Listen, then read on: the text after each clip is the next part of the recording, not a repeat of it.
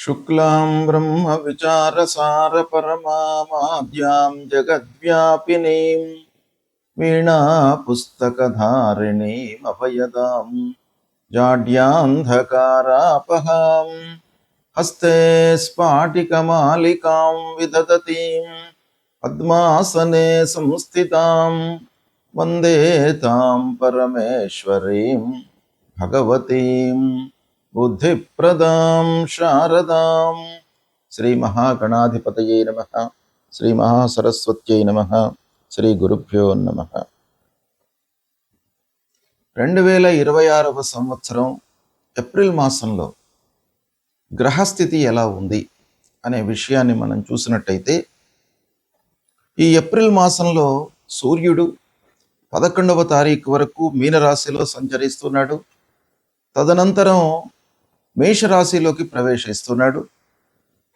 కుజుడు 2వ తారీఖు వరకు కుంభరాశిలో సంచరిస్తూ 2వ తారీఖు నుండి మాసాంతం వరకు కూడాను మీనరాశిలో సంచరిస్తున్నాడు.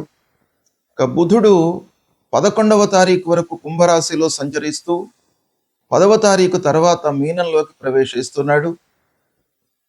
గురువు మిథున రాశిలో సంచరిస్తున్నాడు. శుక్రుడు 19వ తారీఖు వరకు మేషరాశిలో సంచరిస్తూ 19 నుండి మాసాంతం వరకు కూడాను వృషభ రాశిలో సంచరిస్తున్నాడు. శనీశ్వరుడు మీనరాశిలో సంచరిస్తున్నాడు. రాహువు కుంభరాశిలో సంచరిస్తున్నాడు. కేతువు సింహరాశిలో సంచరిస్తున్నారు. ఈ విధంగా ఏప్రిల్ మాసంలో గ్రహస్థితి ఉంది. ఈ గ్రహస్థితి ఆధారంగా 12 రాసుల వారికి ఎలాంటి ఫలితాలు, గోచార ఫలితాలు ఎలా ఉన్నాయి అనే విషయాన్ని మనం తెలుసుకుందాం. 2026వ సంవత్సరము ఏప్రిల్ మాసంలో మకర రాశిలో జన్మించినటువంటి స్త్రీలకు గోచార ఫలితాలు ఎలా ఉన్నాయో తెలుసుకుందాం. చతుర్థ స్థానంలో 14వ తారీఖు నుండి సూర్యుడు ప్రవేశిస్తున్నాడు కనుక కొంత ఇంటి లోపల స్త్రీలకు వర్క్ ప్రెషర్ పెరుగుతుంది. ఇంటి పనులు, బాధ్యతలు, కుటుంబ బాధ్యతలు, పిల్లల బాధ్యతలు, వాళ్ళ యొక్క చదువుకు సంబంధించినటువంటి విషయాలపై ఆలోచనలు, తద్వారా కొంత ఒత్తిడికి గురయ్యేటువంటి అవకాశం కనబడుతుంది.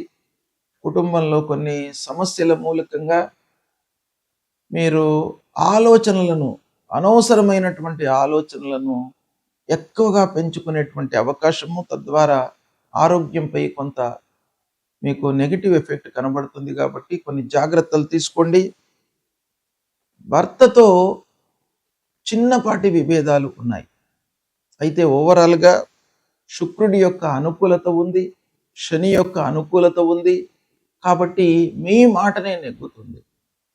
మీకు సంతోషంగానే ఉంటుంది. ఓవరాల్గా కుటుంబంలో ఇబ్బంది పడవలసినటువంటి అవసరం లేదు. ఆర్థిక స్థితి మిమ్మల్ని సంతృప్తి పరుస్తుంది. ఆరోగ్యము ఓవరాల్గా జాగ్రత్తగానే ఉంటుంది, బాగానే ఉంటుంది. అయినప్పటికీ మీరు అశ్రద్ధ చేయకుండా, నిర్లక్ష్యం చేయకుండా ఉండడం చాలా మంచిది. ఫ్రీక్వెంట్గా మీరు అలసటకు గురయ్యేటువంటి అవకాశాలు ఉన్నాయి. పిల్లల విషయంలో జాగ్రత్తలు తీసుకోండి. బంధువులతో కొంత మాసము ప్రారంభంలో విభేదాలు గోచరిస్తున్నాయి. పూర్వము తీసుకున్నటువంటి అప్పులను మీరు రీపే చేస్తారు. ఇక ఓపికతో, సమయస్ఫూర్తితో మీరు నిర్ణయాలను తీసుకుంటూ ముందుకు వెళతారు, సంతృప్తిగా ఉంటారు. ఆస్తి విషయంలో కొంత పరిష్కార మార్గాలను అన్వేషిస్తుంటారు.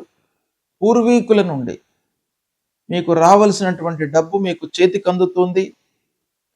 ఓవరాల్గా చూసినట్టయితే స్త్రీలకు ఈ మాసంలో అనుకూల ఫలితాలు ఉన్నాయి. మిశ్రమ ఫలితాలు ఉన్నప్పటికీ కొన్ని విషయాలలో మీకు సంతృప్తిని ఇచ్చేటువంటి ఫలితాలు కూడాను బాగా కనపడుతున్నాయి.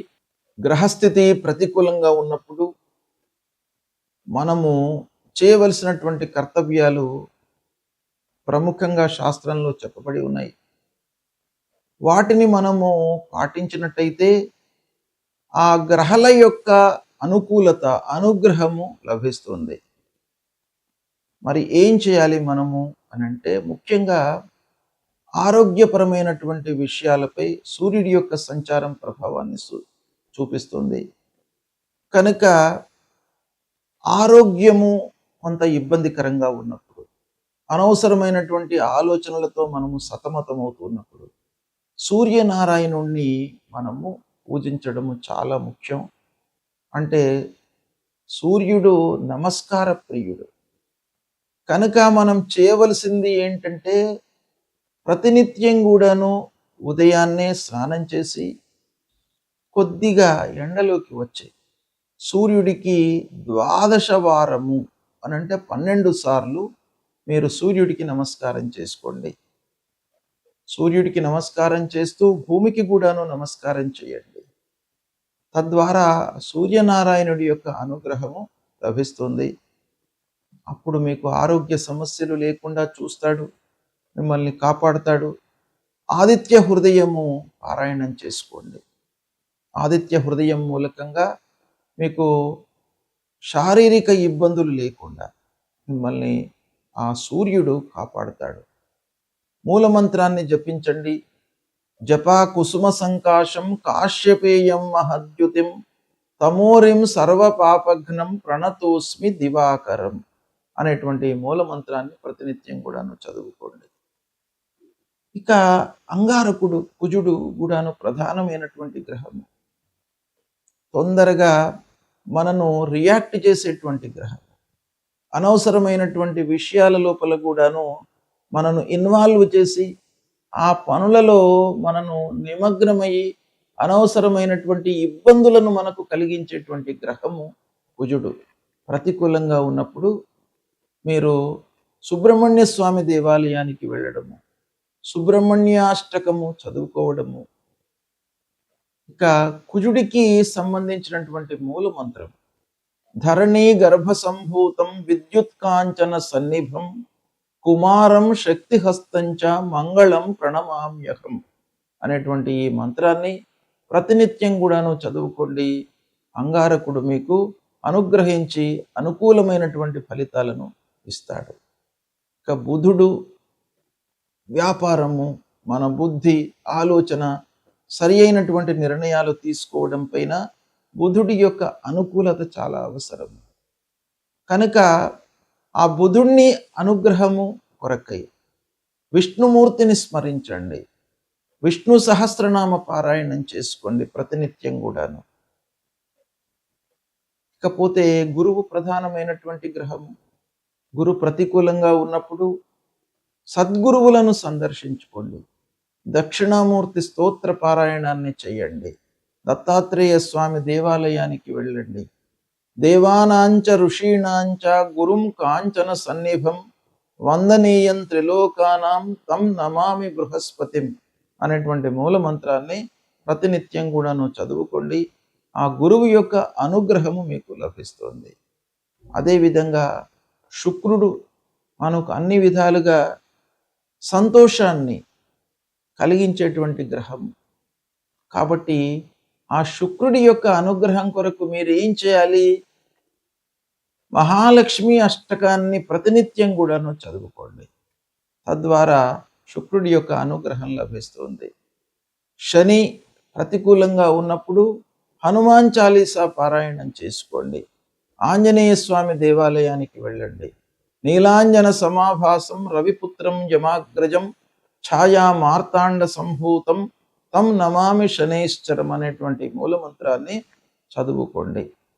రాహు ప్రతికూలంగా ఉన్నప్పుడు అమ్మవారి దేవాలయానికి వెళ్ళండి. రాహు మూలకంగా మనకు ఎన్నో ఇబ్బందులు, భయము, ఆందోళన ఇలాంటివన్నీ కూడాను కలిగే అవకాశాలు ఉంటాయి. ఛాయాగ్రహము మనిషి కంటే కూడాను ఛాయ అనేటువంటిదే చాలా మనకు ప్రధానంగా మనను ఇబ్బంది పెట్టేటువంటి గ్రహము. కనుక అమ్మవారిని దర్శించుకోండి. అర్ధకాయం మహావీర్యం చంద్రాదిత్య విమర్దనం సింహికా గర్భ సంభూతం తం రాహుం ప్రణమామ్యహం అనేటువంటి మంత్రాన్ని ప్రతినిత్యం చదువుకోండి. ఇక కేతువు మీకు ప్రతి విషయం లోపల కూడాను ఒక విరక్తి భావనను కలిగించేటువంటి గ్రహము. ప్రతికూలంగా ఉన్నప్పుడు తప్పకుండా మీ లోపల వైరాగ్యాన్ని ఇస్తాడు. అంటే ఆ పని పైన మీకు అశ్రద్ధను కలిగిస్తాడు. శ్రద్ధ అనేటువంటిదే చాలా ముఖ్యమైనటువంటిది. ఇంట్రెస్ట్ ఇంట్రెస్ట్ ఉంటే మనకు మార్గాలు ఉంటాయి. కాబట్టి ఆ కేతువును మీరు అనుకూలం చేసుకోవడానికై గణపతిని స్మరించండి. గణపతి దేవాలయానికి వెళ్ళండి. ఫలాశ పుష్ప సంకాశం తారకాగ్రహమస్తకం రౌద్రం రుద్రాత్మకం ఘోరం తం కేతుం ప్రణమామ్యహం అనేటువంటి మూల మంత్రాన్ని జపించండి. మీకు తప్పకుండా ఈ గ్రహాలకు సంబంధించినటువంటి దుష్ప్రభావము దూరమవుతుంది. ఆ భగవంతుడి యొక్క అనుగ్రహం లభిస్తుంది. భగవంతుణ్ణి నమ్ముకోండి. మీపై మీ విశ్వాసాన్ని పెంచుకోండి. అంటే ఆత్మవిశ్వాసాన్ని పెంచుకోండి, పరమాత్మను కొలవండి. తప్పకుండా మీకు శుభ ఫలితాలు కలుగుతాయి. శుభం.